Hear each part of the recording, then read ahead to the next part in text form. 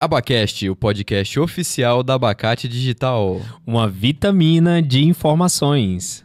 Sejam todos bem-vindos a mais um episódio do Abacast, o podcast oficial da Abacate. Hoje é um dia muito especial para a gente. Estamos aqui com a presença do nosso secretário estadual de Ciência, Tecnologia e Inovação, o professor Allan Kardec. Muito bem-vindo, professor, ao nosso podcast. O professor Allan Kardec, ele que é de Cuiabá, nascido em Cuiabá, tem uma formação técnica ali em curso de eletrônica, tem uma trajetória assim bem diversificada, né? Você começa com eletrônica, é professor de educação física. Professor, como que o senhor chegou nesse momento assim de mudar de eletrônica, ir para educação física? Como que foram suas escolhas acadêmicas ali nesse seu período de estudante? Primeiro, prazer estar aqui com vocês, nesse podcast aqui, com a turma do Abacate Digital. Vocês que são uma referência nossa, porque vocês são cria do nosso RACA, cria da nossa universidade pública, que é o UNEMAT, do curso de Ciência da Computação aqui. Primeiro, parabéns. E obrigado, o céu é o limite para vocês. Cara, eu sou filho de uma professora da educação básica, da SEDUC, e de um mecânico de avião, que mora num bairro pobre há mais de 40 anos, na mesma casa, na mesma rua. O que sobra para essa galera? Estudar, mano. E eu tive a oportunidade que minha mãe pegava no meu pé para eu estudar. E professora de língua portuguesa, professora de redação e literatura. Então, todas as escolas, desde a minha alfabetização, minha mãe estava presente. Ela era rígida comigo. Então, aprendi a ler na idade correta, tive as oportunidades com estudo. E passei no seletivo. Na época, a gente chamava de vestibulinho, na antiga Escola Técnica Federal de Mato Grosso, em 92, quando eu tinha 14 anos de idade. E tive que pedir autorização. Na época era FEBEM, para estudar à noite, porque eu trabalhava durante o dia para ajudar em casa. Caramba, olha só. Eu fui pacoteiro de supermercado, fui chapeiro, garçom, enfim. Vida da filho do trabalhador. E fiz o curso de eletrônica porque eu gostava de som. Legal. Na 7ª e na 8ª série, eu gostava de som. Eu ganhei do meu pai um conjunto 3-em-1 da Gradiente. Eu dava uma de DJ, conseguimos colocar um microfone nesse aparelho e eu falava já, né? Já fazia os recadinhos nas festas.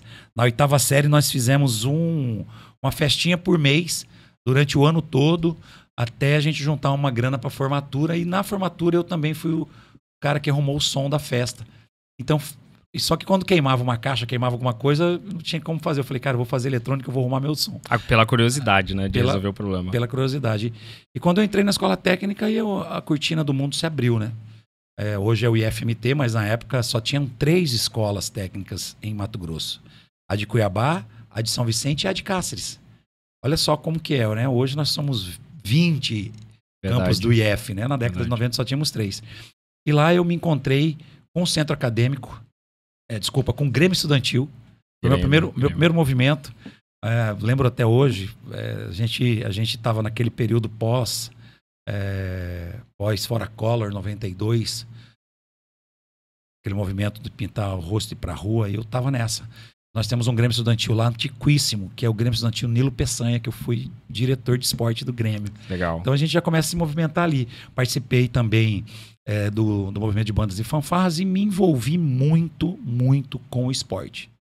Por isso eu fui para educação física. Legal. No final do curso eu me formei em eletrônica, eu sou técnico em eletrônica, aprendi bastante elementos de telecomunicação, TV, rádio, aprendi muito. Inclusive fiz um estágio no Instituto Nacional de Meteorologia, na área das telecomunicações, só que o esporte me capturou, especialmente o basquete.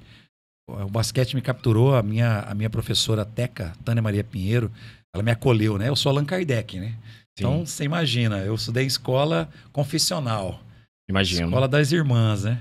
Então, quando chamava Allan Kardec, eu torcia o bico, né? E ela me acolhe e falou, olha, que nome legal, eu sou espírita. E que legal, professor. Aí eu me aproximei dela. Eu tinha vergonha do meu nome até quando eu entrei na escola técnica. E ela, professora de educação física, atleta desportista, exigente, ela falou, você tem perfil para a área de educação física, você é um bom atleta, você é disciplinado, né? E então, eu fiz educação física. Minha mãe, esperando o resultado vestibular em engenharia elétrica, sim, ou em outro curso, e eu já era careca, já tinha raspado minha cabeça. Já para entrar na educação física, e aí, né? Eu fui para educação física e aí por isso eu venho dessa trajetória. da eletrônica na escola técnica para educação física na UFMT. E aí a vida seguiu no rumo do esporte, lazer, da educação. Fui rápido para a área, né? Antes de formar, eu já estava trabalhando no Spa Flor d'Água.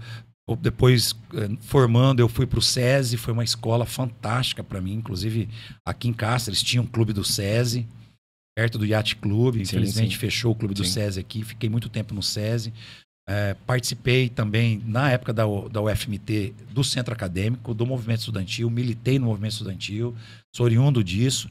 Minha mãe vem do movimento do Sintep, né? Quando eu nasço, lá na década de 70, minha mãe já era sindicalizada. Então, esse movimento vem junto conosco de brigar pelos nossos direitos. E eu misturei um pouco da vida acadêmica com a vida profissional, desde cedo trabalhando. Então, estudo e trampo sempre rolou na minha vida, né? Acredito. Então, aí depois, concurso público, fui para a SEDUC, voltei para a escola, que eu fui alfabetizado para dar aula como professor efetivo em 2007. Fiz uma especialização em gestão educacional, fui para o Univag, Centro Universitário, estou lá até hoje, mais de 20 anos trabalhando. Mais de 20 anos na Univag? Mais de 20 anos, é uma referência para mim. Demorei um pouco, mas eu consegui depois ir para o mestrado, ir para o doutorado. Escrevi alguns livros, alguns artigos, inclusive alguns internacionais. Fui para o Instituto Histórico e Geográfico de Mato Grosso, hoje eu sou vice-presidente. Membro da Academia Mato Grossense de Letras, estou usando aí nas letras e nas poesias. Disputei uma eleição em Cuiabá para vereador, ganhei a eleição. Disputei uma eleição de deputado estadual, fiquei na primeira suplência, depois assumi, aí ganho a reeleição. Nesse meio tempo sou convidado para ser secretário de Cultura, Esporte e Lazer no primeiro mandato do governador Mauro Mendes.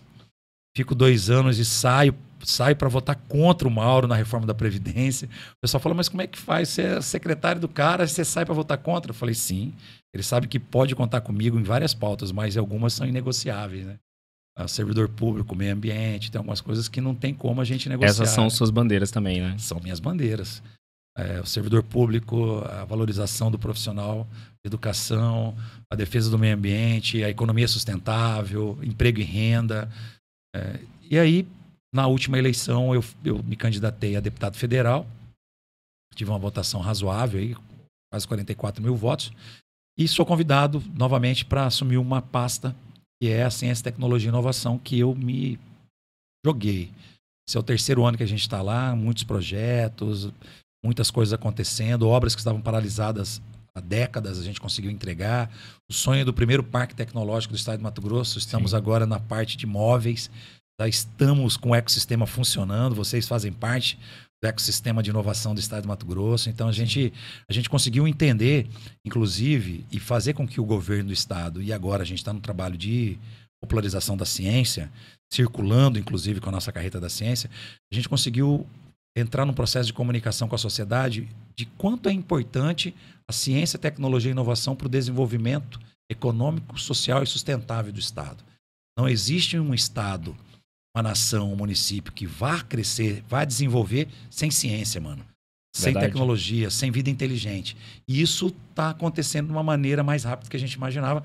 Até que nós estamos aqui nesse pod, aqui com vocês, Abacate. Bem verdade, professor. E puxando o gancho, o estado de Mato Grosso é o primeiro estado da federação a ter um pacto estadual de inovação, né? E hoje o senhor ocupa a cadeira do primeiro vice-presidente do Conselho Nacional das Secretarias Estaduais para assuntos de CTI, de Ciência, Tecnologia e Inovação. O senhor que tem viajado pelo país, está nesse conselho ali, como que o Brasil olhou para o Mato Grosso quando o Mato Grosso falou, vamos fazer um pacto? Qual que foi essa devolutiva, esse feedback dos outros estados aí? Olha, nós começamos em 23, quando nós conseguimos montar a equipe da secretaria, e aí eu preciso deixar isso registrado. Nós trouxemos algumas pessoas que foram de vital importância para que a gente pudesse construir a política. A primeira pessoa que eu fui buscar foi a Letícia. A Letícia, sim. Que ela é mestre Profinit em transferência de tecnologia e propriedade intelectual. Legal. Ela estava lá no MTPAR. Convidei ela de volta para ela assumir a superintendência de desenvolvimento da ciência, tecnologia e inovação. O professor Dimorvan Brescancin, que é do IF, mais de 30 anos como professor do Instituto Federal, e é egresso, inclusive, da área. Ele é agriculino e agrônomo e mestre nisso. Então, ele ficou 12 anos no IF São Vicente, 10 anos no IF Primavera, e ele é o meu adjunto de educação profissional para cuidar da educação profissional e das escolas. E conseguimos convencer o governador Mauro que a secretaria precisava ter uma adjunta de inovação para cuidar da inovação. E aí nós trouxemos o Rodrigo Bruno Zanin, ex-reitor da Unemat, um cara doutor na área de monitoramento aeroespacial. Então eu trouxe pessoas que colaboraram demais para a construção da política. O professor Rogério é o coordenador científico do Parque Tecnológico e o Rafael Bastos é o CEO do parque. Nós sentamos e montamos a política e qual foi a missão que eu passei para eles? Sonhem com o melhor. Qual é o cenário ideal para que nós, da CESTES, sejamos encarados pelo governo e pela sociedade como uma secretaria estratégica, mais alto patamar da prateleira governamental. A gente quer estar ali. Não é possível que nós, que temos um agro de ponta, já mecanizado, um agro que já está georreferenciado, potência, a gente não tem isso como política pública dentro do Estado. O mundo já nos referencia como um Estado que produz muito e consegue preservar grande parte ainda das suas riquezas naturais. Por que a gente não tem assento no Conselho? Por que a gente não tem assento no Conselho das FAPs? Por que a gente não é ouvido? Então eu sou ousado. Aí, mano, o cara da quebrada já sabe, né? A gente vai romper mesmo, a gente vai para cima. E a gente conseguiu estabelecer algumas estratégias. A Letícia me colocou em contato com o presidente nacional do Consect e ela trouxe por um bate-papo um cara muito legal, que é o Silvio Bulhões da Alagoas. E eu falei, Silvio, me dá uma oportunidade que eu acho que o Centro-Oeste consegue produzir mais que só soja. Legal. Não que soja seja pouco, mas a gente precisa mostrar qual é o processo tecnológico que fez com que a gente chegasse nesse ponto. Até porque a visão de fora para o Mato Grosso é isso, né? Soja. São plantações, a gente produz muita tecnologia aqui, desenvolve muita coisa aqui, né? Não, só para você ter ideia. Começamos a dialogar e na primeira oportunidade eu pedi a palavra, isso lá em 23, pedi a palavra e contestei o INPI, que é o Instituto Nacional de Patentes Industriais. Falei, por que que não tem o ranking das cultivares de produção agrícola? Na INPI só está patentes industriais. Ah, mas a patente industrial, então, nós temos lá na Unemat de Tangará, um abacaxi que a folha dele é sem espinho. Um abacaxi doce precoce. Nós temos um cultivar do abacaxi que já está sendo, inclusive, vendida para grandes empresas. Nós temos o melhor maracujá. Lá em Mato Grosso nós temos um cultivar de milho que produz o melhor etanol do mundo. E foi um pesquisador com 10 anos de campo para chegar naquela qualidade genética. Então a gente precisa colocar os cultivares agrícolas no patamar da INPI. Aí todo mundo começou a me olhar, né? O pessoal começou a falar outra coisa. Nossos colegas de Pernambuco que produzem o melhor vinho, a melhor uva há 30 anos, por que não está aqui? Os nossos extrativistas do açaí do Pará, o açaí foi comprovadamente um dos alimentos mais nutritivos do mundo. Por que eles não estão aqui? A gente tem que ir para o Brasil profundo, a gente precisa entender o Brasil de verdade. E comecei a polemizar, mano. E aí a gente volta para cá, o pessoal da academia, Alan, e aí todo mundo falando que você foi lá e fez uma fala. Falei, fiz, agora nós estamos com a responsabilidade, velho. Nós precisamos mostrar pesquisa, nós precisamos mostrar produção, a gente precisa acontecer. E aí qual que foi o pulo do gato?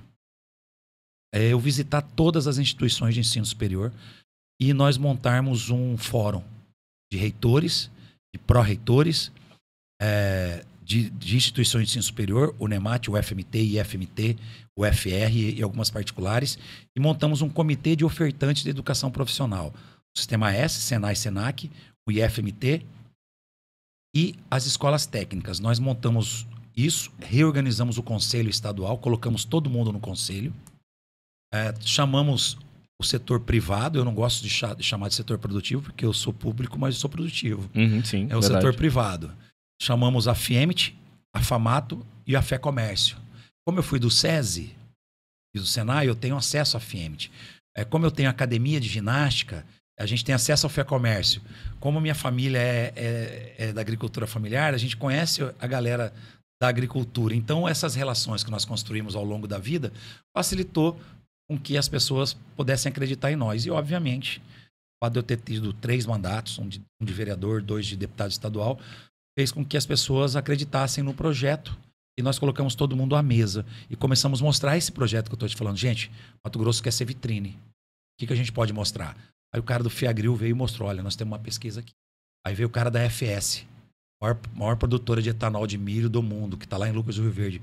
Olha, nós temos uma unidade de pesquisa, nós temos um laboratório, nós temos testes. Eu falei, eu quero ir lá. Eu quero descobrir quem que está lá. Tem um professor aqui contratado, esse cara é da UFMT, esse cara é da Unemate.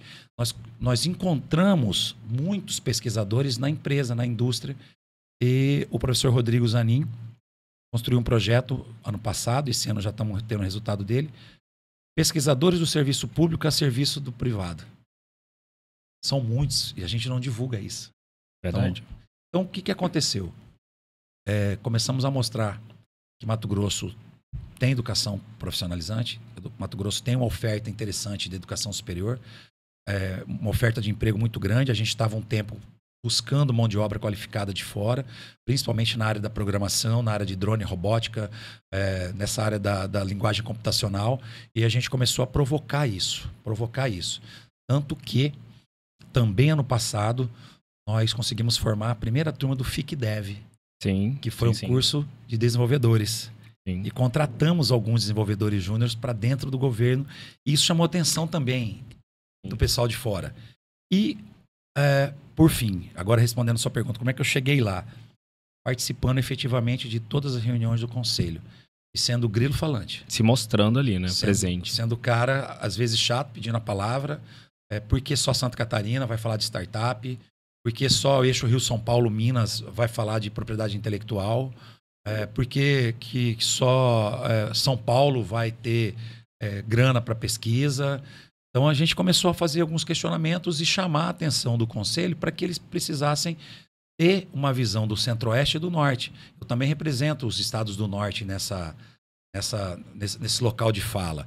Tive o apoio de todos os secretários da região amazônica, e todos da região centro-oeste e alguns colegas até do sul. O secretário do Paraná era pré-candidato a presidente. Ele falou, se o Alan participar da mesa como vice, eu estou contemplado. Então, assim, a galera começou a entender que a gente tinha condição de fala, né? Então, aí, agora é uma responsabilidade, nós conseguimos chegar nesse patamar. E o difícil não é você chegar lá na Champions League, né? Verdade, o difícil é você se manter lá. A mesma coisa aconteceu, fazendo uma analogia ao futebol, que é um dos elementos que eu pesquiso como elemento da sociedade.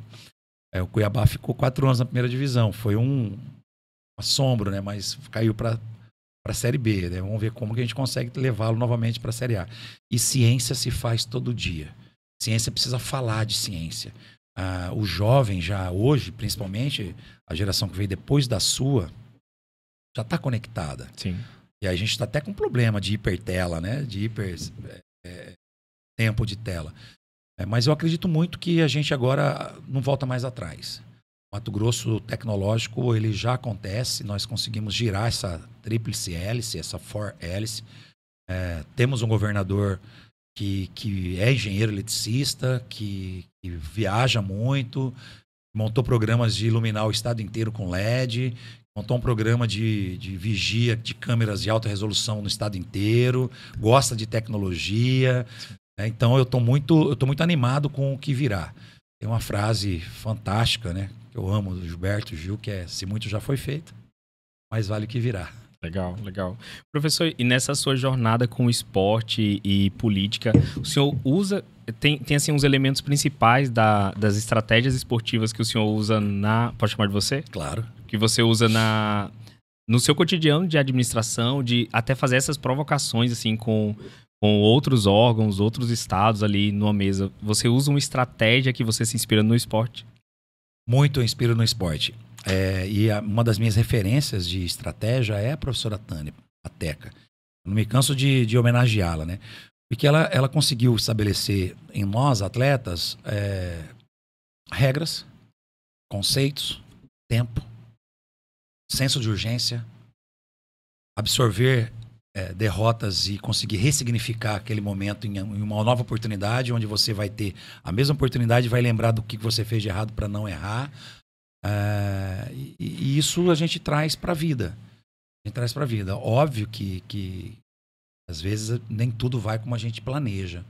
Mas o fato da gente planejar, fazer um processo de tela mental do que pode acontecer se eu fizer isso, o que pode acontecer se eu fizer aquilo, te torna cara que antecipa os passos e que acredite bastante no seu planejamento estratégico mental, mas na sua intuição. A sua intuição passa a te governar, né? É como um enxadrista, né? O enxadrista, ele sempre joga pensando no próximo movimento. Óbvio que eu sou um aquariano, né, mano? Eu sou sanguíneo também, sou emotivo, sou do cara das artes. Eu sou tomado pelas emoções muito, né? Até porque eu sou fã de um sociólogo francês chamado Michel Maffezoli. E a dureza do treinamento esportivo que eu vivi durante 14 anos como atleta e os elementos de cultura contemporânea da minha leitura na área da arte e da cultura se imbricar e moldar o ser Alain do presente. E o Michel Maffezoli tem um livro chamado Elogio à Razão Sensível. A ciência pura, sozinha, é nada. Ela precisa do sentimento para ela se tornar do saber. Provocativo. Então, assim, só sabe quem sente. Então, você precisa viver. Né? Eu posso falar para você aqui... É experimentação, né? Exatamente. Posso falar para você aqui de uma maneira que você consiga se emocionar sobre o Haka.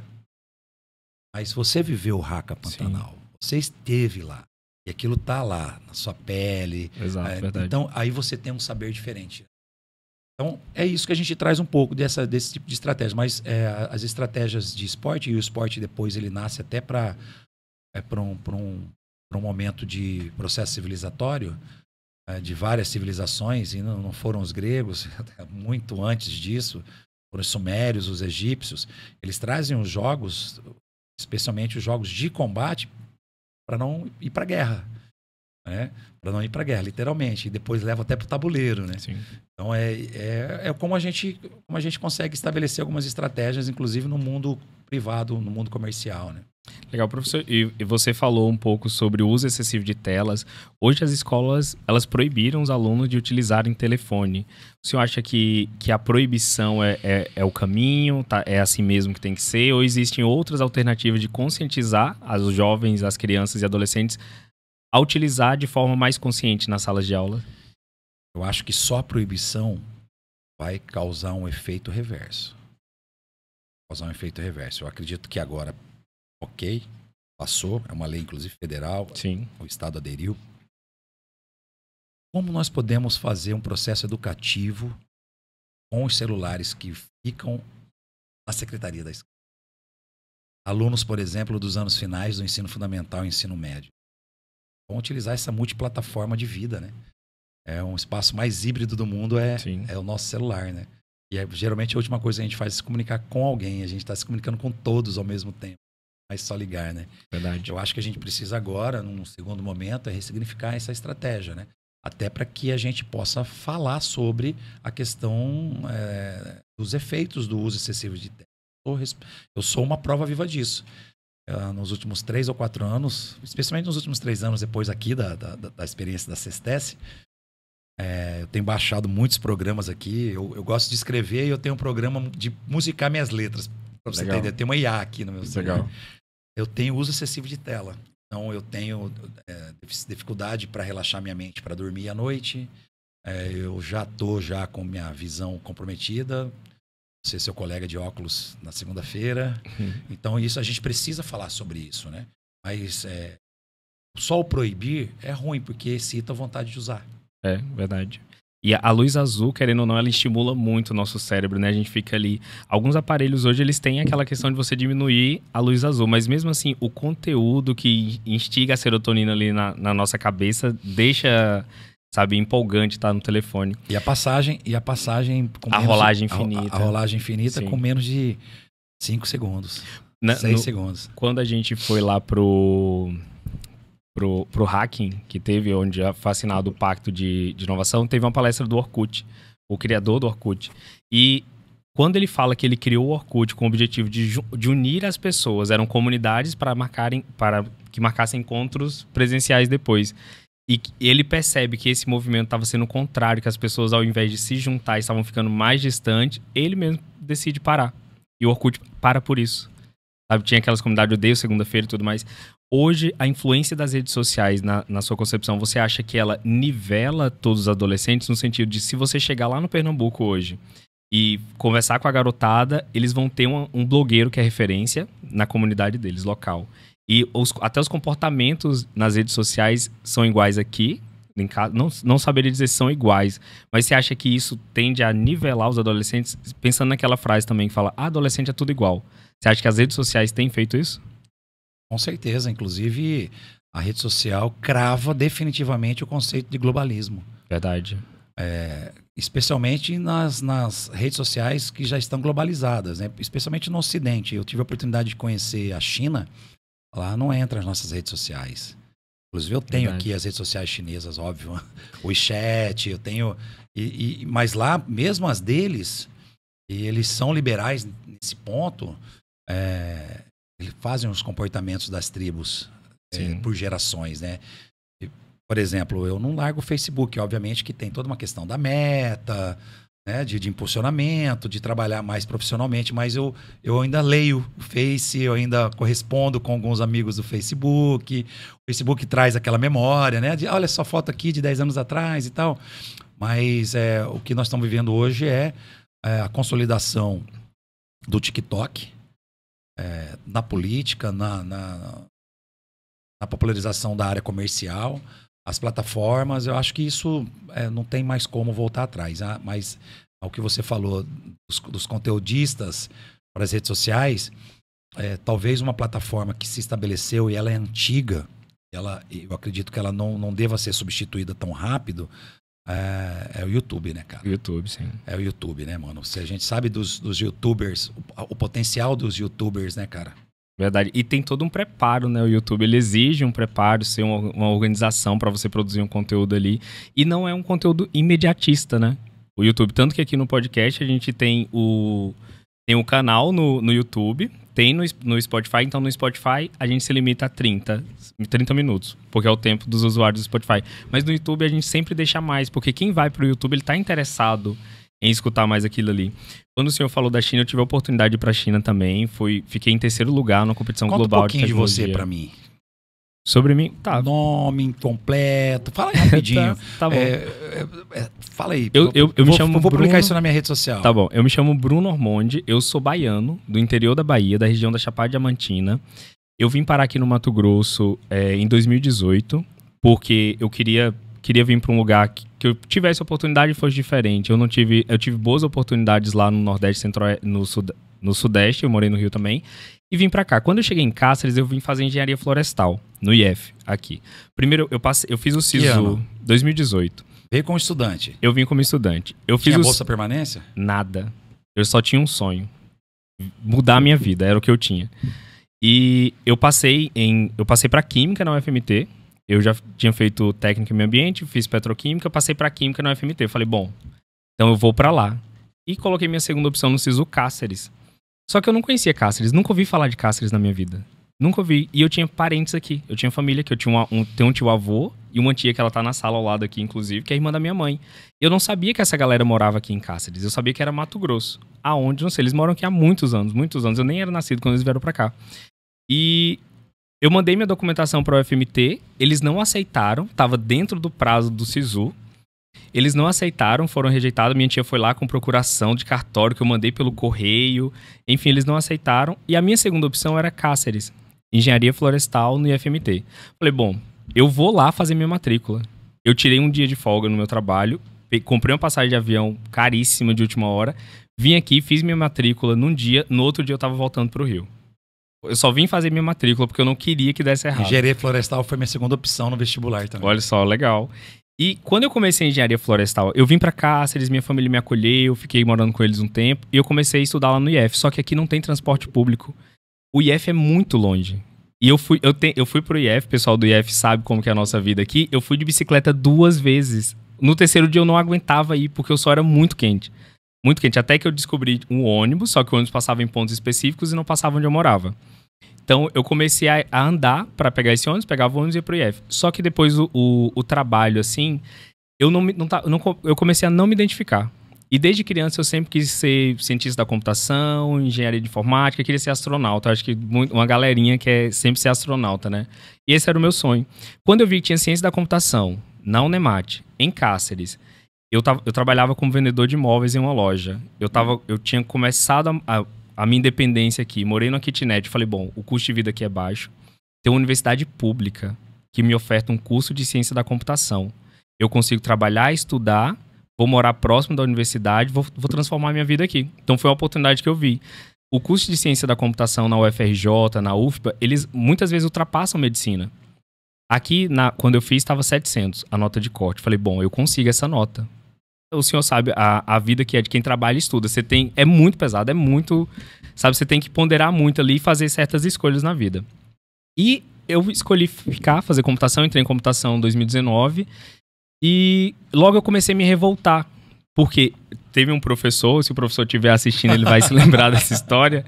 Teve um professor que entrou na sala com o telefone dele, ele preencheu o quadro inteiro, não deu bom dia, preencheu o quadro inteiro, ele até é engenheiro elétrico, preencheu o quadro inteiro, se sentou, deu bom dia e falou, vamos começar a aula. E começou a aula. E ele leu o quadro.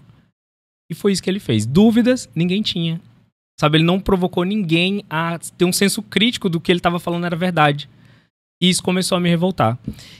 Fizemos hoje o Matheus, é CEO da Abacate também, a gente era colega nessa época. E a gente foi estudar para a prova, sentou na mesa com ele assim, falou, professor, é isso? Era até a disciplina de matemática discreta. É isso, tá certo. A gente foi fazer a prova 0,9, de uma prova de 10. Falei, caramba, o que tá acontecendo? Aí esse professor, ele começou a deixar a gente revoltado, reprovou uma turma de 40 alunos. A gente descobriu que o curso de ciência da computação era integral.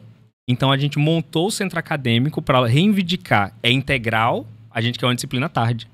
Para que não prejudique a nossa grade da manhã, por conta desse problema que a gente teve. A gente conseguiu, foi a primeira vitória do centro acadêmico. Que massa. Uma disciplina à tarde.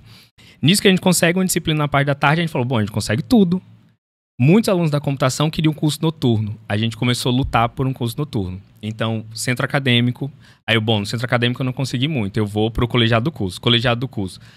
Aqui você não vai conseguir colegiado de faculdade. Aqui também não vai. Eu falei, bom, eu vou pro Consune. Me candidatei pro Consune. Entrei pro Consune. Antes do Consune, DCE. Porque eu falei, bom, pelo centro acadêmico eu consegui, nos colegiados eu não tô conseguindo, DCE eu vou conseguir. Aqui em Cáceres tem mais de 3 mil alunos da Unemat. Sabe? Então eu fiquei, bom, eu vou conseguir, vou ter o apoio dessa galera, a gente vai conseguir.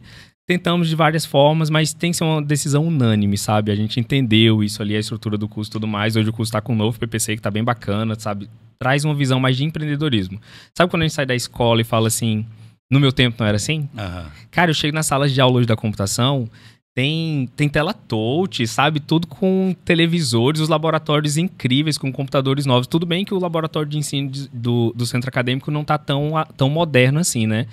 Mas os avanços que teve de quando eu entrei para hoje é fruto de muita luta do centro acadêmico, sabe? De reivindicações ali. Então, eu sempre tive essa questão de lutar pelos ideais de uma sociedade boa, não sabe? Não se candidatou ainda? Ainda não, ainda não. Um dia eu penso, até porque eu me inspiro em você. Eu vou até falar isso aqui publicamente. Eu sigo você nas redes sociais, quando você fala assim, de quebrada. Teve um dia que você fez um vídeo com rap, sabe, tocando um hip hop. Eu não me lembro qual que era a música, mas você fez o discurso daquela música. Eu falei, caramba, esse cara eu tenho alguma veia com ele. Eu também Vim da quebrada de um bairro pobre, família grande, como é que pode? Esse Crescer mesmo. num mundo tão desigual de preconceito irracional. No caminho fomos rompendo, estudo e trabalho acontecendo. Quem foi que disse que não daria? Encontre a força na poesia. A vida é dura só para quem é mole? Grande mentira posso afirmar. Se não conhece a realidade, não adianta me procurar. Exato. Eu sou a força da natureza, agindo forte para tu vencer. Mas me ajude, dona da sorte. Avise o rico que já foi pobre que não adianta chegar aqui. Canudo, grana, dinheiro, trabalho para curtir, família linda e estruturada, esposa, filhos, empregada. Se o meu povo ainda vai. Sem estrutura para ser igual. Esta luta por igualdade, emprego, renda, dignidade. Por isso eu moro. Lá na quebrada, 40 anos vai completar. Na mesma rua, na mesma casa. Se eu cheguei, todo mundo tem que... Exatamente. Quando eu vi isso, eu falei, caramba, esse é o cara... É sobre isso, né? É sobre isso. Aí eu fui pesquisar mais tua vida, eu falei, caramba, esse cara tá num lugar muito certo. Porque quando a gente vê o estado de Mato Grosso, que é um estado assim que as pessoas pensam, bom, lá é mato.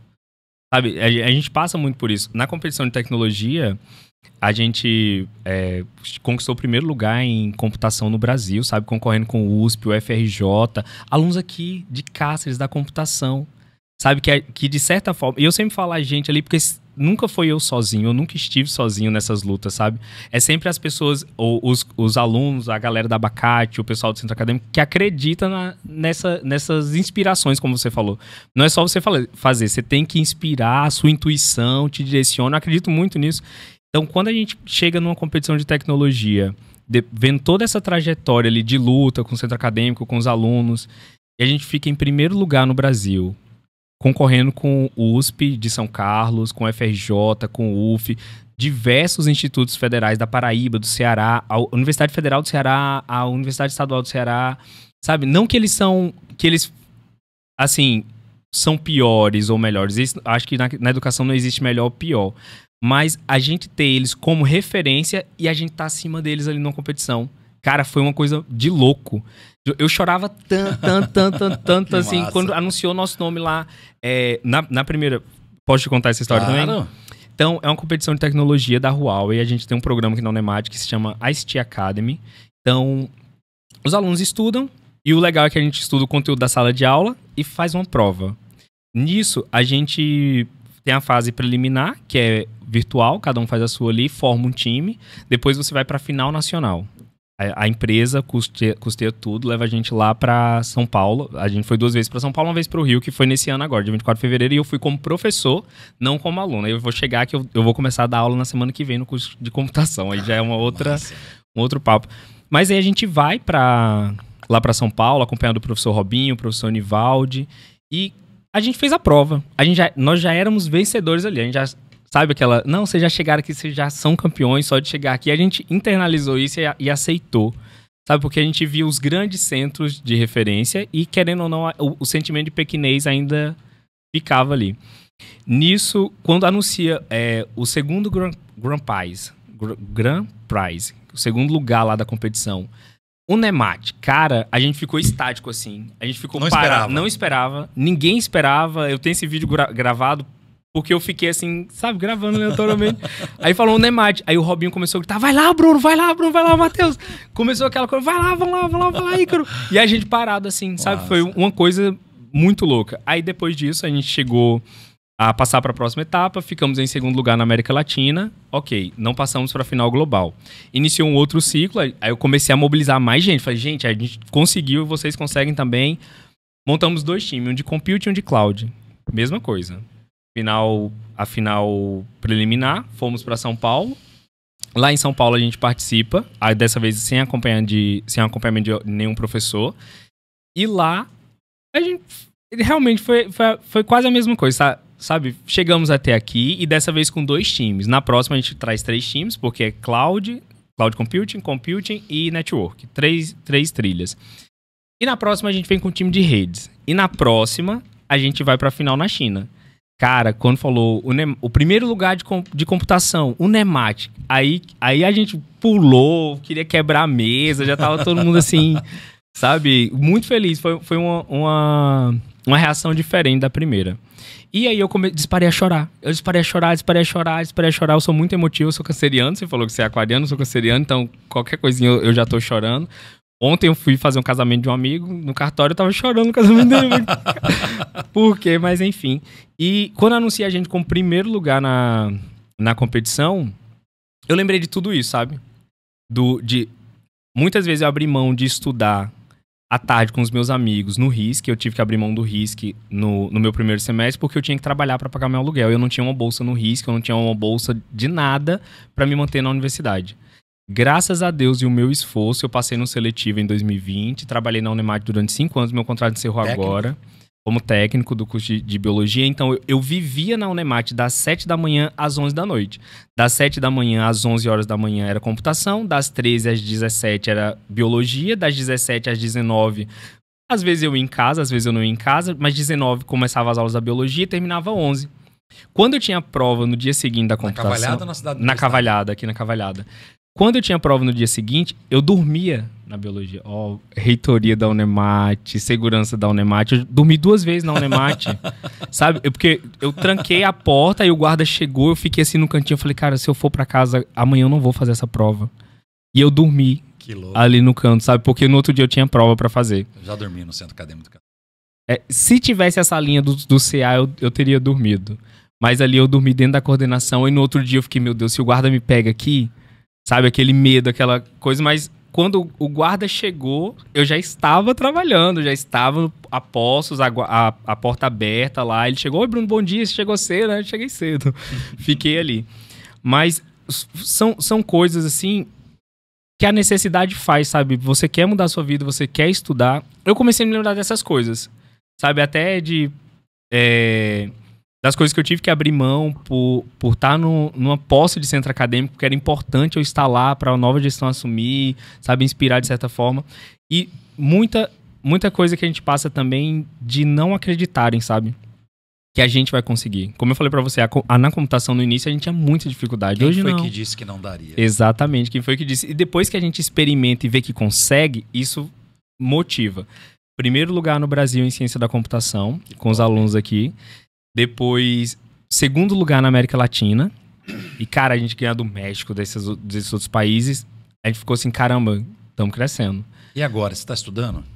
No momento, eu estou iniciando um doutorado em saúde digital. Caraca, moleque. Aí o meu Seu objeto mestrado foi na onde? Eu não fiz mestrado, eu passei pro doutorado direto. Aí é mais pesado, são 5 anos de doutorado. Nerd é o cara. A gente tenta. E só pra fechar a história... Onde doutorado? Na USP. Desculpa Na aí, né? USP, com o professor Carlos Carvalho, a Clarice Savastano, são os meus orientadores. Com HC, Hospital das Clínicas, eu atuo em muito... Se eu pudesse escolher um superpoder, professor, seria onipresença. Porque é abacate, é centro acadêmico, é professor, é saúde digital. Eu fui do núcleo de saúde digital. Eu gosto da área da saúde, sabe? Nós podíamos fazer um encontro dessa galera igual nós, né? Sim. Multifacetado. Multifacetado. E aí, pra fechar a competição, final da América Latina, fomos pra China. A gente foi na China. Qual cidade? Pra Shenzhen. Shenzhen, sim. Foi lá que eu fui. A Cara, cidade do LED. É louco lá, né? Cidade do LED. É louco, a cidade do LED. A gente olhava pra cima, assim, E os prédios todo iluminado. E lá tem... Você sabe que tem 10 mil sedes de empresas de tecnologia lá. BID né? tá lá. BID, a Tencent, que é a dona do chat, Alibaba, a Salesforce. Eu postei uma foto no Instagram em frente a um prédio muito bonito lá, e um amigo meu falou assim, você tá em frente ao prédio da sede da minha empresa. Qual que é a sua empresa? Salesforce. Salesforce, que a Cometa aqui em Cáceres usa, que a Grendene usa, que os alunos da computação estão estudando. E eu nem sabia disso, sabe? E a galera ficou louca com isso. O LED que tá aqui é de lá. Exato. O LED de Mato Grosso todo é de lá. Sabe uma coisa que eu achei legal lá? Que a tecnologia que é desenvolvida tem um viés social. Você pode chegar lá e montar seu iPhone. Você pode chegar lá e montar seu computador. É acessível para todo mundo. Você estudou um pouquinho da história da cidade? Sim, que era a Vila de Pescadores. Era a Vila de Pescadores. Há 30 anos atrás tinha 180 mil habitantes e hoje tem 16 milhões. Que louco, né, cara? E você vê aqueles prédios... E não sei se você andou muito Viva lá. a China, né? Viva a China. Você foi para alguma parte do interior e chegou a ver ainda resquícios dessa Vila de Pescadores? Não, só na costa, quando a gente foi visitar lá uma colônia pesqueira ainda. Ainda existe uma colônia pesqueira de pesca marítima. E, obviamente, fui comer um camarão chinês também lá, né? Aí nós fomos lá e gostei. Mas é impressionante o que os caras estão fazendo lá, né? E o silêncio das ruas, né? Você não tem carro com combustão fóssil. Tudo não tem sujeira. E a forma como que a natureza tá incluída nos cenários, né? Você deve ter passado pelas passarelas todas cheias de plantas. Você vê uma cidade assim, como se a natureza selvagem estivesse entrando. Mas não é selvagem, ela tá muito bem planejada. 88% dos veículos em energia elétrica. Sim. E com o papel social das empresas que estão lá é gigantesco, né? Porque você vê... E a juventude no mercado de trabalho. E os idosos nas casas de chá e massagem. Sim. Muito legal. Sim. E não sei qual foi a sua percepção sobre as pessoas, mas a minha foi que é um povo feliz. Muito. Um povo feliz, um povo sem ansiedade. A galera senta na praça de cócoras, né? Uhum. Senta na praça de cócoras e eles fumam bastante lá, ou Sim. fumando, ou conversando, ou comendo. Ou dançando. E tem uma galera, assim, alternativa também lá. Sim. E isso que eu fiquei, assim, impressionado. A gente tem aquela visão. Pô, China, país comunista. Verdade. É fechado. Porra nenhuma. Verdade. Falando besteira aqui. Mano, nada disso. Ao contrário. Ao contrário, a juventude tá lá. Tá lá em um horário diferente, né? Sim. Você não vê a galera, 6h30 da manhã na rua. A galera começa 8h30, 9 horas. Só que em compensação eles tocam direto, né? À noite tem vida lá, né? Sim. Iluminada, sim. inclusive. Iluminada, é verdade. E isso muda a gente, né? A gente volta transformado quando vê umas coisas karaokê dessas. pra todo lado. Todo lado. E pimenta. Pimenta, muito pimenta. Você foi nos hot pot lá. Não tinha como não ir. E tudo isso, professor, a gente foi pra lá estudando. Que massa. Estudando, a gente não fez nada além de estudar. Bruno, eu saí de Cuiabá, cara. Saí de Cuiabá pra jogar. O basquete foi o que eu falei pra você, descortinou o mundo. Eu saí de Mato Grosso como atleta. E agora, olha só uma coisa, um depoimento muito forte que eu vou falar pra você. Eu tenho já, antes de estar na Secretaria de Ciência, Tecnologia e Inovação, eu tenho uma trajetória na área profissional e acadêmica. Sim, sim. Tive no SESI muito tempo, foi uma missão massa. O SESI é nacional, né?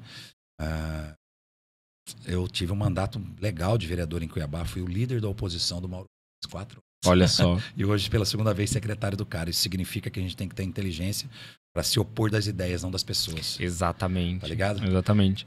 E aí, assim, 2 mandatos de deputado estadual. Eu nunca tinha atravessado o Atlético. Nem pessoal. Eu tive oportunidade assim, cara, sabe? E aí, no primeiro ano, missão internacional do Parque Tecnológico com o IFMT. Que peso, né? Cara, fomos para Porto, Portugal, e para Oslo, Noruega. De cara, mano. Aí eu tive aquele choque, pô, eu preciso falar inglês. E trouxe, o governador gostou do resultado. Nós estamos implantando uma indústria de software e robótica no Parque Tecnológico. Sim. Então, deu muito certo. 6 meses depois, eu não pude ir, mas fui convidado para uma missão em Chicago. Aí, sabe, a ciência e a tecnologia... Olha só quem tá ligando aqui, cara. Olha só. O reitor do IFMT. Reitor do IF. Eu não ia falar, mas ele falou. Reitor do IFMT. Que loucura, mano. Você quer atender ele?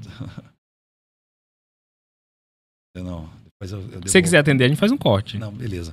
Aí, cara, depois nós tivemos a oportunidade de ir para Espanha, para Barcelona, com um programa que nós criamos, que é o Cidade Inovadoras Inteligentes e Sustentáveis, Legal. Um prêmio. E o vencedor, além de a gente levar os prefeitos e os secretários de administração e planejamento para Curitiba, no Smart City Curitiba, nós vamos levar para Barcelona. E depois fui para China, sabe? Em 2 anos e meio. Me proporcionou... Quando você falou que você está 3 anos na CISTES, eu falei, não. Esse é o terceiro. É o 4º mês do 3º ano. Olha só. 2 anos e 4 meses que a gente está lá e parece que as coisas deram tão certo que a gente já está virando uma marca. Ninguém conhecia o que era uma ETEC. Foi inaugurado em 22. Hoje nós temos uma marca. Até fizemos um concurso da marca, da logo, né? Hoje os meninos falam, você estuda onde? Estudo na ETEC, Escola Técnica Estadual de Cáceres. Nós temos 17 no estado, mano. Tá Sim, então, nossa, isso foi fantástico. E o PPC das nossas escolas técnicas, elas casam com os PPCs dos cursos superiores tecnológicos da Unemate. Sim. A gente tem o sonho de, final do ano que vem, quando a gente formar as primeiras turmas, na concomitância com o ensino médio, ou seja, ano que vem nós vamos fazer uma mega formatura aqui de 4 turmas que formarão duplamente. Eles vão formar o ensino médio e vão receber o diploma de médio e técnico junto. Caramba. E a gente quer subir eles sem vestibular para um curso tecnólogo. Por exemplo, um técnico de informática. Nosso que forma, a gente quer que essa trilha pedagógica dele do curso sirva para ser aproveitamento de matéria num tecnólogo em ciência da computação, alguma coisa nesse sentido. Isso está acontecendo. Isso é muito bom, isso motiva a gente a buscar, sabe, acreditar que a transformação tá... Nós temos um RISC lá em Cuiabá, tá prestes a inaugurar. Isso é fantástico, Nós temos o professor Robinho, cara, que é o cara, a equipe dele, toda a equipe dele, sabe? Mas conectada com o professor Alan da computação da UF, conectada com a galera do IF, conectada com o lab do Senai. Essa é a importância do ecossistema, né? É isso. A gente conseguiu fazer com que a engrenagem do ecossistema funcionasse. E a gente se reconhecesse como tal. E, inclusive, na oferta dos cursos, a gente não sombrear. Eu estou abrindo um curso em uma determinada cidade, já tem o IF lá. Por que eu vou fazer novamente uma mesma oferta? Qual é a demanda do empresário, inclusive? Que é muito importante, porque quem vai empregar? Quem vai empregar é o setor privado. Óbvio que nós, o setor público, também temos oferta de emprego, né? E a gente abrindo escolas técnicas, o que acontece? Oferta novos postos de emprego. Professores da área de computação, para professores da área de logística, para professores da área da biologia, professores da área das humanas. Então, a gente está ampliando postos de trabalho também e formando o nosso povo. Eu acredito muito, cara, que Mato Grosso, nos próximos 10 anos, ele vira definitivamente a chave, especialmente na inauguração do Parque Tecnológico e o ecossistema girando. A gente vai ser consolidado como um estado multifacetado também, com várias facetas, um estado gigantesco como o nosso, mas não só um estado que exporta commodity, não só um estado do agro primário, como sempre foi, ou extrativista, um estado consumidor de tecnologia e inteligência. A gente agora produz também. A gente quer fazer acontecer aqui, a gente está valorizando os nossos, formando, capacitando, colocando para competir com a galera de ponta do Brasil, indo para fora. Eu acho que a gente conseguiu chegar nesse status. Não tenho dúvida que a política pública precisa acompanhar isso, precisa acompanhar. Como eu fui vereador e moro em bairro, eu tenho demandas da minha rua, eu tenho demandas da iluminação, do buraco, e do cobra asfalto. Ativamente, né? Eu acho que isso é importante. Eu tenho a galera da saúde na fila, eu faço palestras na área da produção legislativa. Você dá um Google aí sobre eficiência, vereador, eficiência, Cuiabá. Você vai encontrar algumas coisas minhas de produtividade, sabe? Produtividade, vereador, Cuiabá. Coloca esses três. Produtividade, vereador, Cuiabá. Coloca essas três chaves aí na busca, você vai ver. E aí a gente encontra, às vezes, câmaras municipais 100% homens, metade ainda não terminou o ensino médio, de um ramo empresarial apenas. E aí, então a gente acaba que a representatividade fica falha. Falando de política, por exemplo, quem é o professor da rede estadual que está lá na Assembleia dos 24 nomes? Hoje ninguém. E é disso. Caramba, é verdade, né? Tem que ter representações, né? Então é um pouco de tudo, mas uma das coisas que eu tenho comigo é a crença na esperança, né? E ser agente de transformação. Não dá só pra gente ser passivo desse tabuleiro que é o mundo, né? A gente precisa nos esforçar para mover as peças nesse tabuleiro, né? Fazer a ruptura. Professor, e a ETEC, puxando para a ETEC aqui de Cáceres, na Unemat aqui nós não temos um auditório aqui no campus próximo, a gente tem lá na Odival dos Reis, que mesmo assim muitas vezes a gente não consegue fazer evento lá por não ter transporte público na cidade mesmo. A ETEC aqui próximo da gente, aquele auditório é fantástico. A Secomp de 2023 fizemos lá, que é a Semana da Computação dos alunos aqui de Cáceres. 2024 fizemos lá. 2025 a gente vai fazer lá também. Vamos conversar com o pessoal da ETEC, pedir autorização, mudou a gestão lá agora. Então, a gente sempre foi muito parceiro da ETEC. Quando os alunos de lá viram a Semana da Computação acontecendo, que eles iam lá, perguntavam, entravam. Alguns professores liberaram no último dia, que foi na sexta-feira, que foi a temática de educação, para eles participarem. Isso em 2023. Os alunos, muitos lá foram pro IF. A gente tem ações lá no IF. E quando... Hoje, nesse semestre, eu fui fazer a recepção acadêmica dos calouros da computação. Essa galera que já me viu lá... Que viu a gente lá na ETEC, viu a gente no IF, 6 estão na computação hoje. Sabe? Então, isso, realmente, esses espaços, o ecossistema, isso é muito importante para trazer essa galera, para mostrar que há muito tempo a computação não tinha vagas remanescentes. Sabe, dessa vez não teve vagas remanescentes. O pessoal está interessado em tecnologia, o pessoal está interessado e vê que as oportunidades estão aqui. Muitos alunos aqui do entorno, eles vêm para Cáceres, isso faz computação, volta para sua cidade e vai trabalhar no comércio, não vai trabalhar na área. Sabe, ver o FICDEV. Cara, isso daí, todo mundo olhou assim e falou, caramba, a gente vai conseguir. É uma bolsa muito boa. 6 mil reais. 6 mil reais, cara, isso é muito bom. E por estar estudando. E ainda tem a bolsa do desenvolvedor master para ajudar o cara lá, para não boicotar o menino que acabou de entrar. Ah, isso é muito bom. Isso, sim, né? sim. Pô, tá vindo um moleque aqui, não vou passar para ele até aqui, ele vai. Daqui para frente eu não vou abrir para ele. Não, mano, abre tudo, deixa o moleque aprender que você tem uma bolsa também boa. É o de monitorar e tutorar ali, né, para ajudar. Professor, e em relação, assim, de quando você entrou, você falou que tem 3 anos, cara, você já fez tanta coisa, não dá nem pra imaginar. Mas eu sou uma pessoa gay, eu sou gay, eu tenho um namorado, meu namorado é espanhol. E quando eu falei pra ele que eu ia te entrevistar, e ele falou, qual que é o partido dele? Eu falei, PSB. Aí ele falou, mas o Mauro Mendes... o Mauro Mendes é de direita. Como que ele é do PSB? Porque lá na Espanha eles não votam direta. Eles votam para o partido. Votam em lista. Votam em lista e lá eles decidem. É o correto. Cara, e para eu explicar para ele que você, de um partido que é de centro-esquerda, né? Que é contra o governo. Aí eu falei assim, cara, mas aí eu sou suspeito a falar também, Paco sabe disso, que eu sou teu fã. Mas... Falar assim, não é pelo partido, é pela pessoa, é o trabalho que ele faz, é o trabalho que ele tem feito. E eu queria muito te perguntar sobre isso, mas você já falou que foi oposição ao governo, que quando precisou sair, saiu. Isso nunca foi um empecilho para você e você sempre conseguiu entregar aquilo que você se comprometeu. Nesses 3 anos, essa jornada que você está fazendo no Mato Grosso, você está transformando não só o estado, você está transformando vidas, sabe? Dando essas oportunidades, e é uma porta que a gente... Uma pessoa que a gente precisava ali. Como que tem sido essa relação direta com o governo do estado, o apoio, eles é sempre assim, vai lá, Alan, você tem autonomia, como que é essa relação? Vou te dar uma informação que ela acabou sendo publicizada, não tinha como não ser, segundo turno em Cuiabá. Eu fui de corpo e alma e coração para a coordenação da campanha do Lúdio. Contra o Abílio. Uau, cara do céu. Que legal isso. E sabe o que eu fiz? Eu fui na casa do governador. Eu estava assim, ansioso para começar a trabalhar na campanha do Lúdio. Confesso que no primeiro turno eu fui disciplinado. Fui disciplinado porque o PSB coligou com o Botelho. O Botelho é do União Brasil. E aí, para mim, isso é muito tranquilo, né? Inclusive, o PSB fez 4 vereadores. 3 vereadores e uma vereadora. Em Cuiabá, é a maior bancada, nós organizamos bem o partido. Legal. A prefeita de Cáceres é do PSB, minha companheira de partido.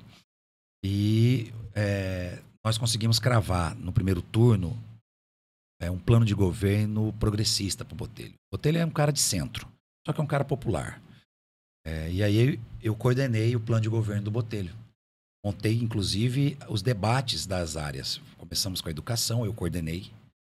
Depois fomos para a saúde, depois fomos para a infraestrutura, para o social. Foram 6 grandes áreas onde eu consegui convencer o Botelho que ele precisava levar populares para dentro do partido.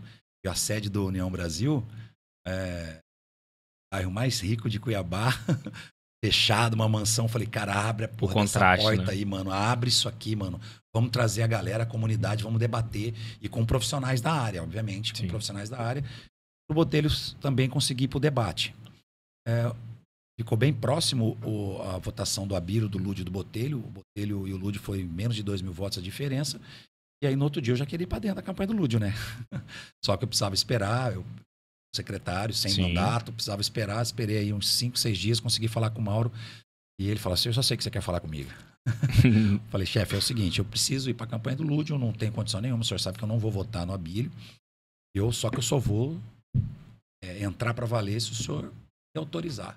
Ele falou, não quero que você envolva a secretaria, toma cuidado e tal, mas é o seguinte, liga pro Lúdio, agora. Se o Lúdio atender, eu não combinei nada com o Lúdio. Falei, velho, me atende, pelo amor de Deus. Atendeu e falou, olha, Lúdio, aqui você vai ter outros secretários que vai votar em você, mas o Alan pediu para ir para a campanha, tá autorizado, vai ficar essas 2 semanas aí na sua campanha, boa sorte, ganhando a eleição, o Alan será seu interlocutor, prefeito, comigo aqui no governo. O que eu não quero é ter outro prefeito aí que eu não consiga dialogar e tal. O Mauro é um democrata.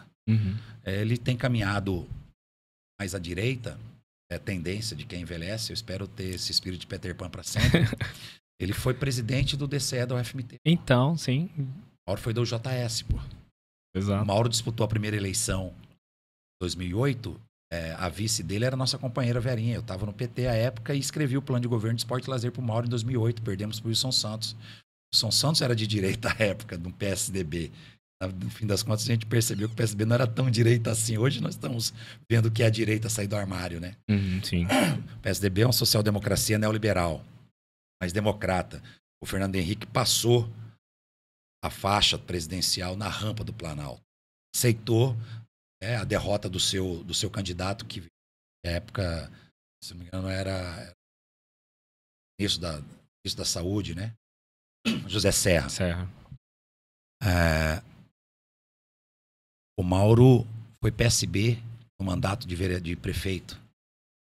Então ele tem ele se figurou por isso. Em compensação também, nós tivemos lutas pelo Fórum Sindical, eu fazendo a defesa do trabalhador.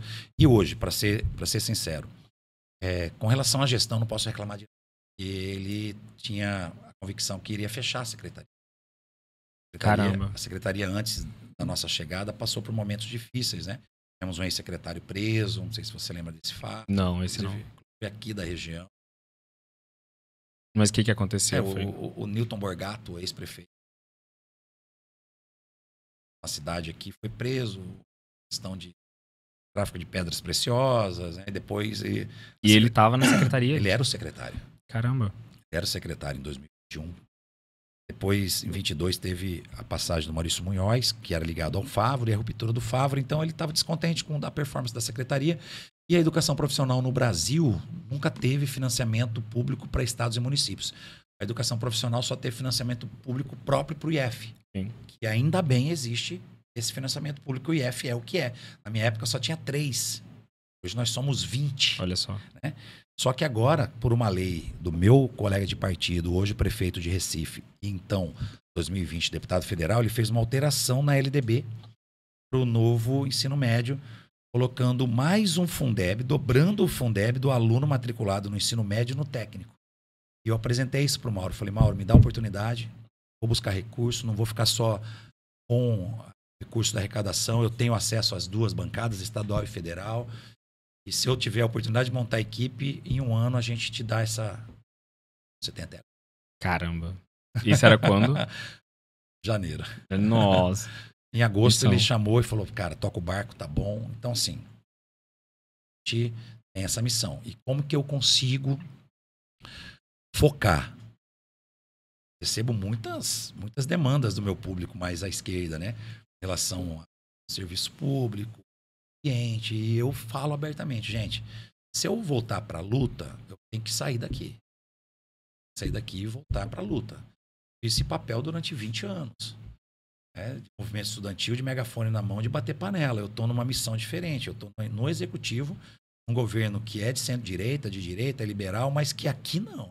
Aqui, na CCTS, nós estamos trabalhando aquilo que a gente acredita da área progressista. Pô. Independente da ideologia, né? Aqui nós estamos entregando escola, pô. Nós estamos abrindo centros de inovação, ciência e tecnologia. Nós temos um programa, uma carreta que está circulando no estado inteiro, que é a carreta da ciência, que na hora que a gente abre a fala e a gente fala, o mundo é redondo. Há mudanças climáticas. Sim. Entendeu? Então a gente está fazendo um combate por dentro. Um bom combate por dentro. Não é fácil.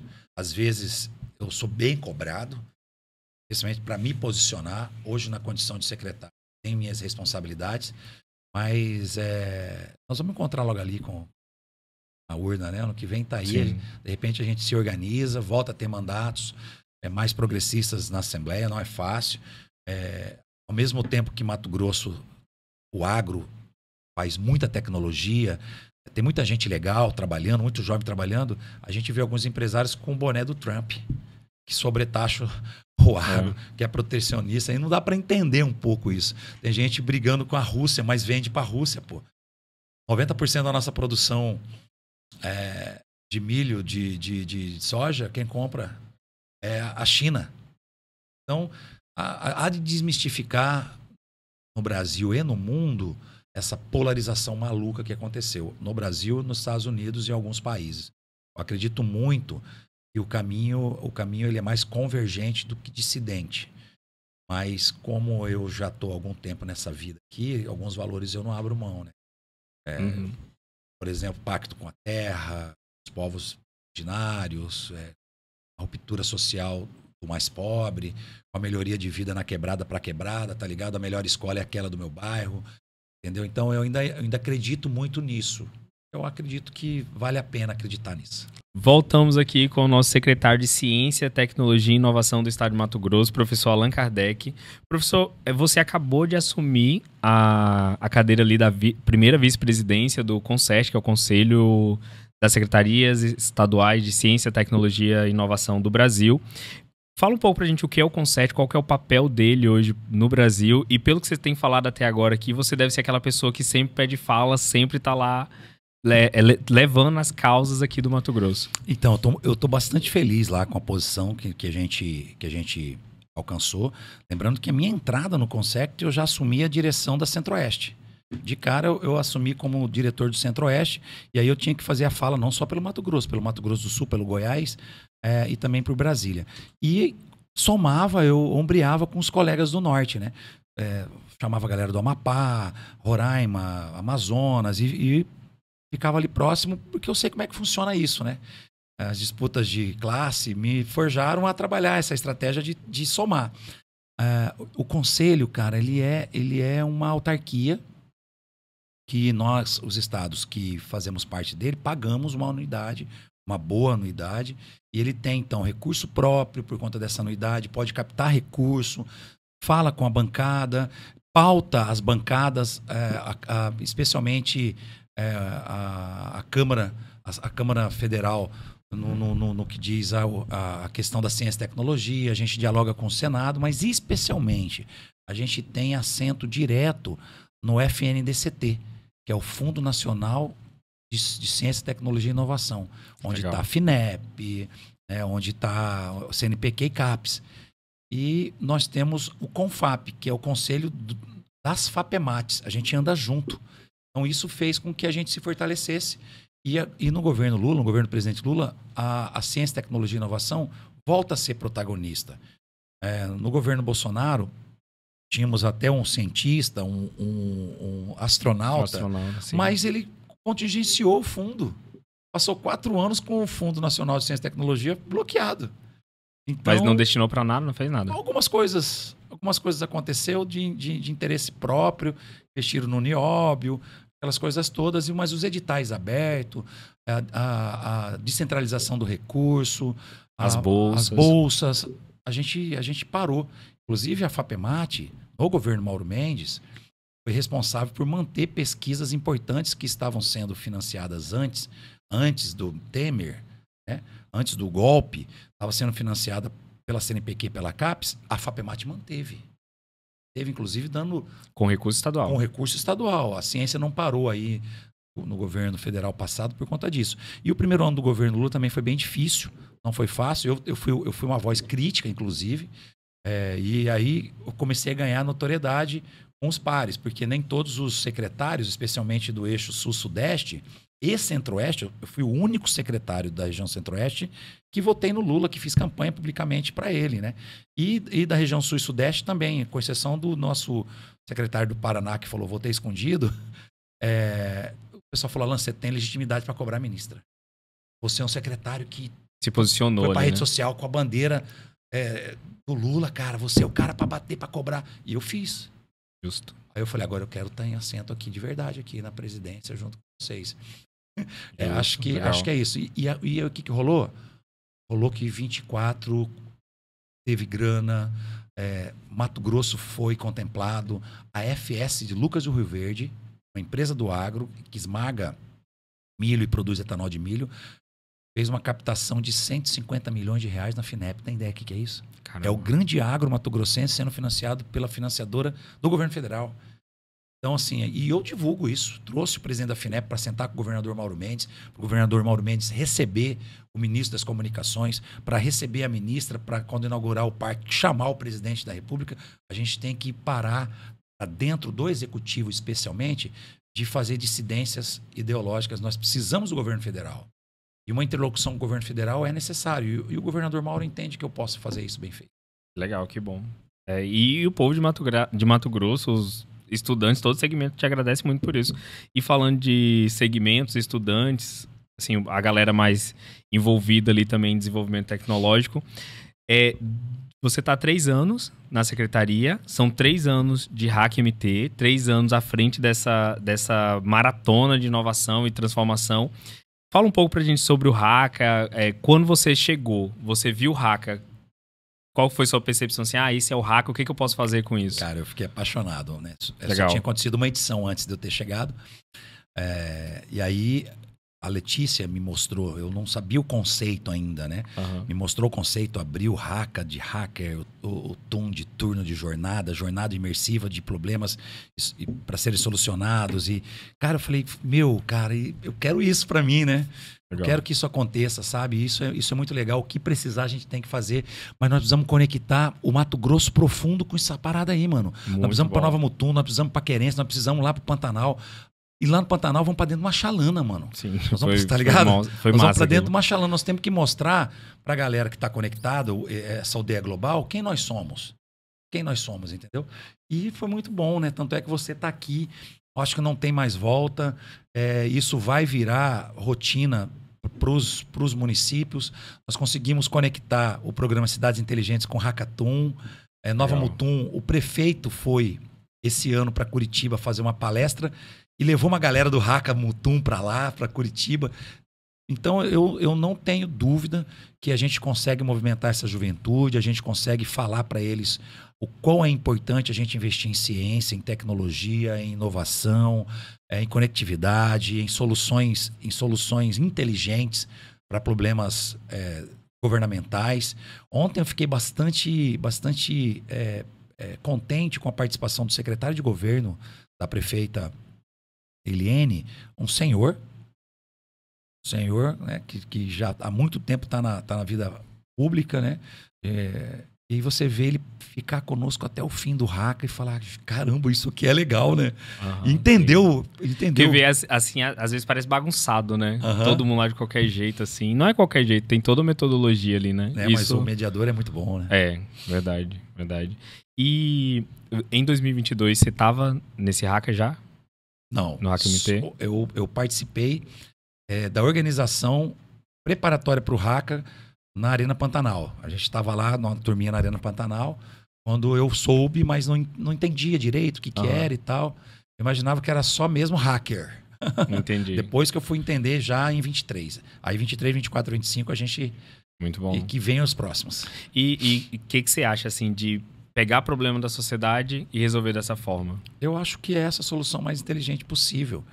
Eu acho que é isso que a gente fazer o brainstorm ou o toró de parpite, colocar na roda o problema e o legal, né? Você aqui ontem e agora no Hacka, que está rolando aqui, você tem as enfermeiras que trabalham na Secretaria de Saúde, que convivem com o problema e que entende o que vai sacar para solucionar. Sim. Aí você tem desenvolvedores, você tem a galera que trabalha com a formatação da apresentação do problema, você tem designer para mostrar como que funciona. Eu achei muito massa aqui, inclusive eu acho que isso vai se tornar rotina de muitos municípios. Legal. O estado mesmo, a gente vai colocar isso como uma prática. Legal. Muito obrigado, professor. E para a gente finalizar agora, ontem eu fui convocado na Facet para dar aula na computação, então depois de toda essa jornada eu vou me tornar um professor provavelmente na semana que vem. E, assim, na sua jornada como professor, dá um conselho para mim, que vou entrar agora na vida como professor, mudar esse papel ali dentro da sala de aula, deixar um conselho também para os jovens, para os empresários, para as pessoas que acreditam no poder transformador da inovação, da tecnologia e o que mais você quiser falar. Bruno, eu ouso dizer que eu sou um professor formador de professores, né? Muito tempo a gente trabalha com isso. Eu dou aula no curso de Educação Física, então dou aula para professores, né? Legal. E sempre eu falo para a turma, eu falo, olha, como eu venho do esporte, quanto mais eu treinava e me preparava, melhor eu ia nas apresentações, nos jogos. É a mesma coisa o professor. Se organize bem, gerencie o seu tempo para você preparar as suas aulas.